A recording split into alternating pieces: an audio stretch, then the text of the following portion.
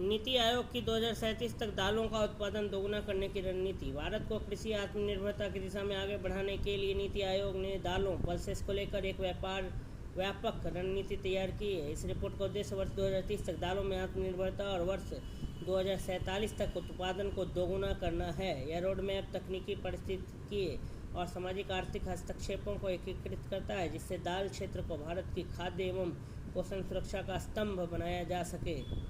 वर्तमान स्थिति और लक्ष्य। वर्तमान उत्पादन 2022 में 26.06 मिलियन टन। लक्ष्य 2030 तक 34.45 मिलियन टन। आत्मनिर्भरता लक्ष्य 2047 तक 51.57 मिलियन टन। उत्पादन दोगुना।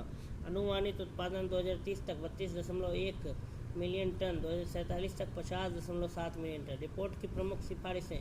पहला, क्लस्टर आधारित खेती, 1 ब्लॉक 1 सीड विलेज मॉडल। 111 जिलों में फसल विशेष क्लस्टरिंग, स्थानीय कृषि पद्धतियाँ, सामुदायिक बीज बैंक और ट्रीटमेंट किट। दूसरा, प्रौद्योगिकी अपनाना, क्षेत्र विशेष की उच्च उपज किस्में, प्रिसीजन फार्मिंग उपकरण, सिंचाई और मृदा स्वास्थ्य की बेहतरीन तकनीकें। तीसरा, जलवायु स्मार्ट कृषि, सूखा रोधी दाल किस्में, एकीकृत किट एवं रोग प्रबंधन, आकस्मिक फसल रणनीतियाँ। चौथा, डेटा आधारित निर्णय, उपज निगरानी के लिए वास्तविक समय डेटा, सैटेलाइट इमेजरी और AI। कमी का पूर्वानुमान, कृषि बाजार नीतियों के लिए निर्णय सहयोग।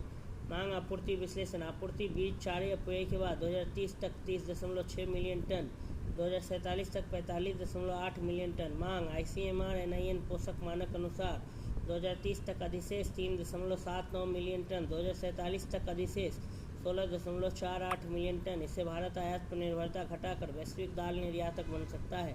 पोषण एवं उपभोग बढ़ावा, दालों के महत्व पर जन जागरूकता अभियान, स्कूल भोजन और PDS सार्वजनिक वितरण प्रणाली में अधिक दालें।